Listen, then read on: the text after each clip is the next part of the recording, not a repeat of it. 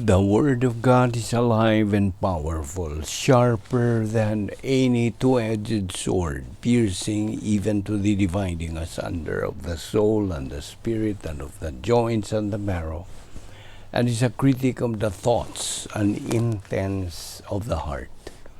Ang tibuok nga kasulatan gipaginhawa sa Dios ug may kapuslanan alang sa pagpanudlo, alang sa pagpamadlong, alang sa pagpanulin, ug alang sa pagmatuto sa pagkamatarong.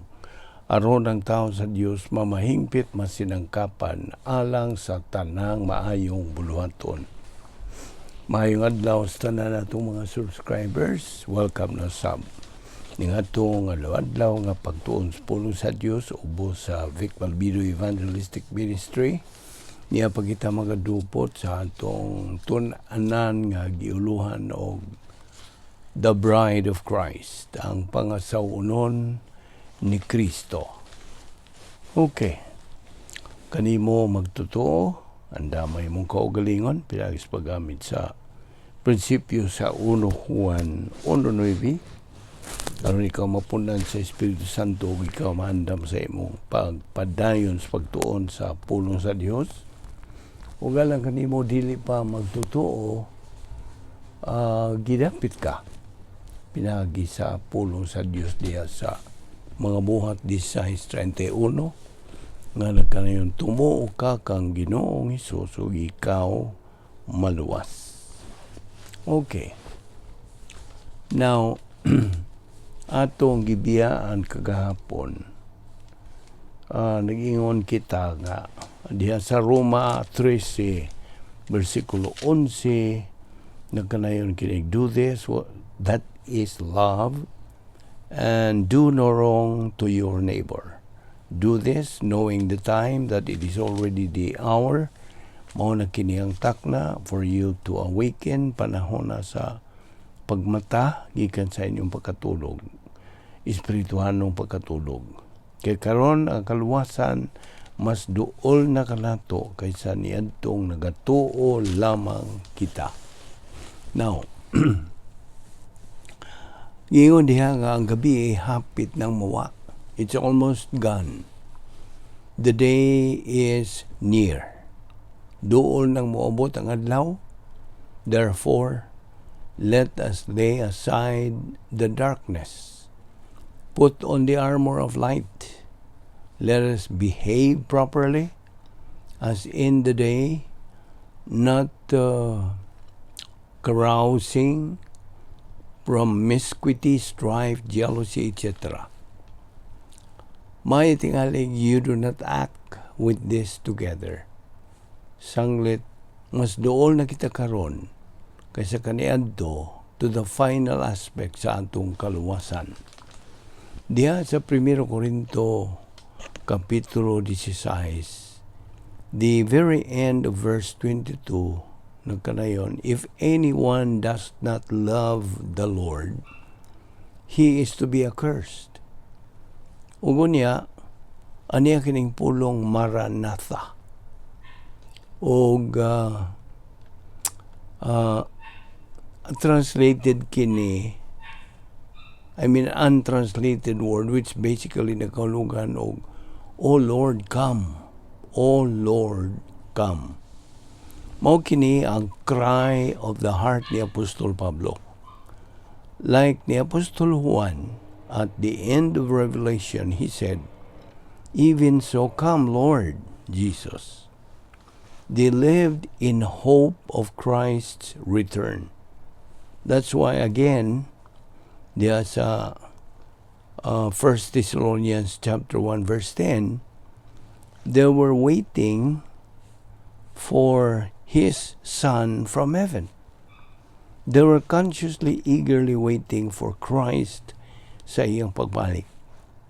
They lived uban niya ng maong mahinamon ng pagpaabot sa pagbalik ni Kristo. Diya sa katapusang kapitulo sa 1 Tesalonica 5:23, na ay benediction diha. Now, may the God of peace sanctify you wholly, And I pray, God, your whole spirit and soul and body be preserved blameless unto the coming of our Lord Jesus Christ. And he's talking to them. You need to think about Christ coming. You need to be godly, virtuous, holy, pure. Mubalik na si Kristo. And this epic is going to happen in their lifetime. 1 Timothy 6:13, nakanayon, I give thee charge in the sight of God, who quickeneth all things, and before Christ Jesus, who before Pontius Pilate witnessed a good confession. Verse 14, that thou keep, meaning si Timothy kini, thou keep this commandment without spot, unrebukable until the appearing of our Lord Jesus Christ. Timothy, keep your life pure. Padayon sa pagpakaputli ugway mancha hangtod sa pagbalik ni Ginoong Jesucristo. As if to say, He could come in your lifetime. Gani, you could sum it up diha sa Titus chapter 2, verse 13 nga, diin ato kini mabasa. Mao ni mabasa nito diha. Looking for that blessed hope and the glorious appearing of the great God and our Savior Jesus Christ.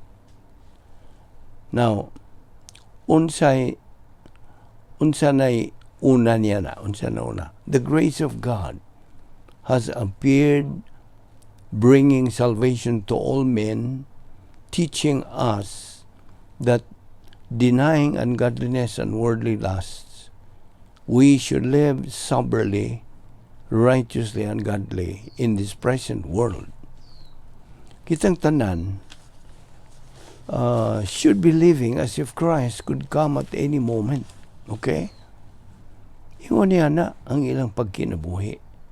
That is how we are to live. Kinahanglan ingon na unta ang atong pagkinabuhi.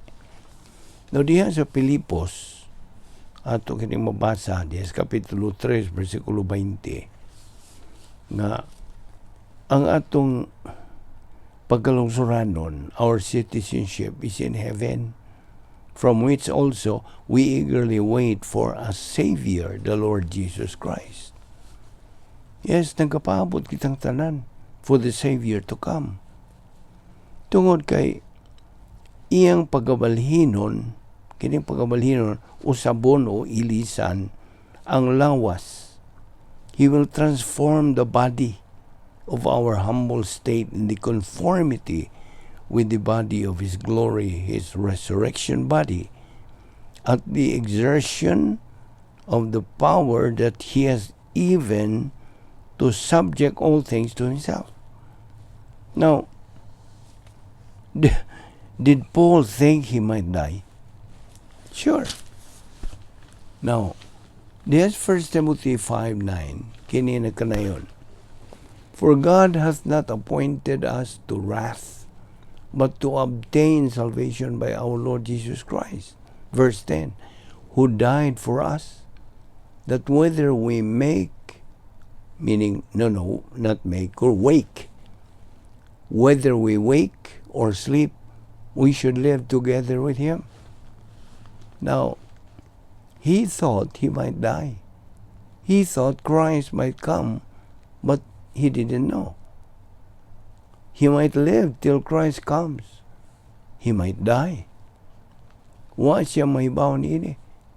He didn't know. Nag-ingon siya nga sa Philippians in chapter 1, Christ shall be exalted in my body, whether by life or by death.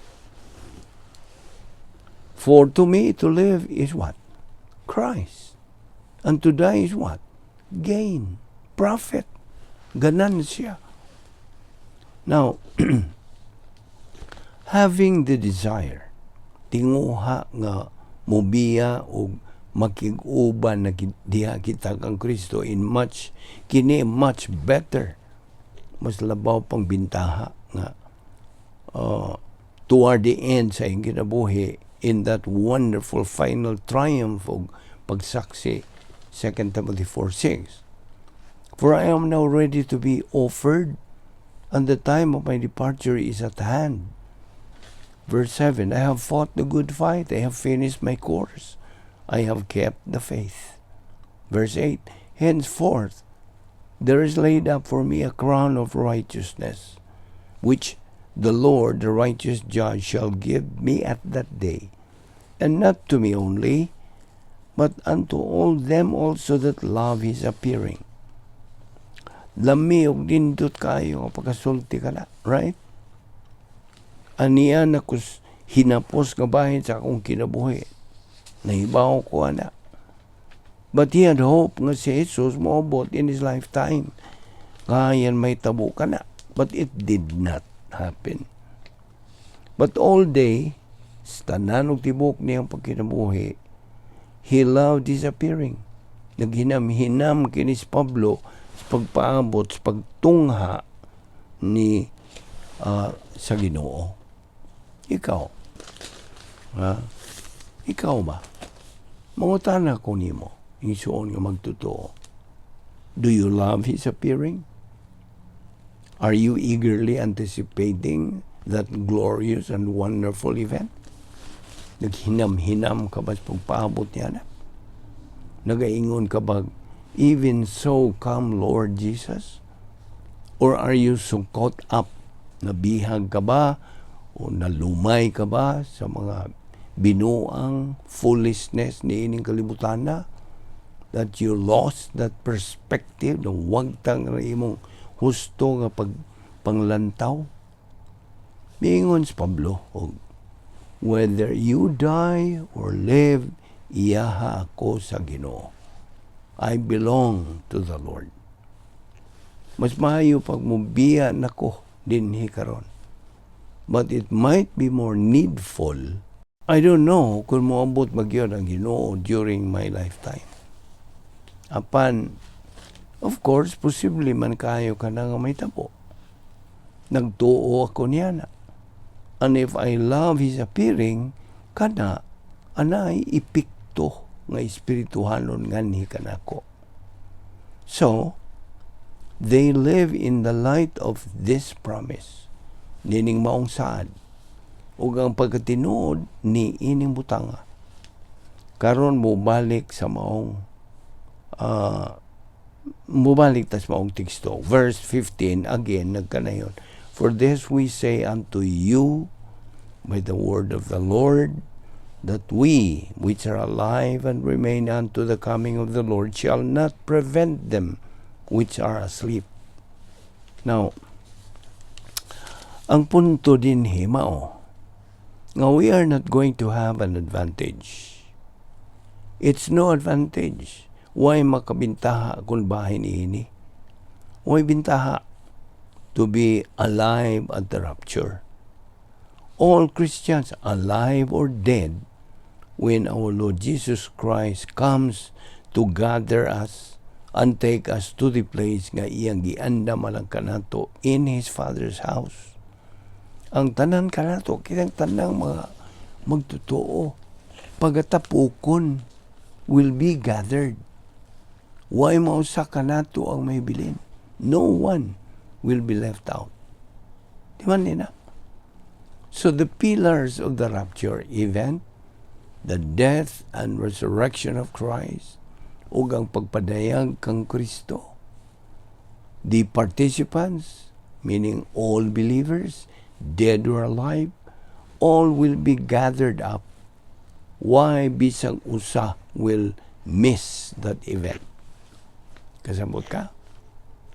Ug ang ikatulong butang nga buot kong imong tutukan diyan sa mga bersikulo 16 ug 17, mao ang plano sa rapture. There are some details dinhi nga wa kitay diha sa 1 Corinthians 15 or John 14. First, the Lord Himself will descend from heaven.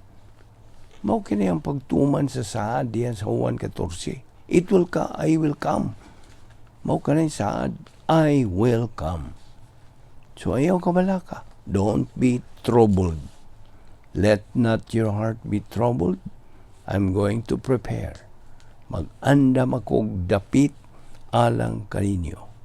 And I will come again and receive you to myself. The Lord will descend from heaven. It's the Lord. It's not an angel, not a host of angels. It's the Lord Himself, ang Ginoo mismo. Ato ni padayon ugma.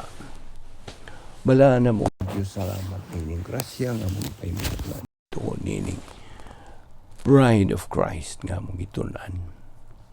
Salamat nining matamis nga higayon sa among pagpakingambitay kanimong sa imong nga pulong.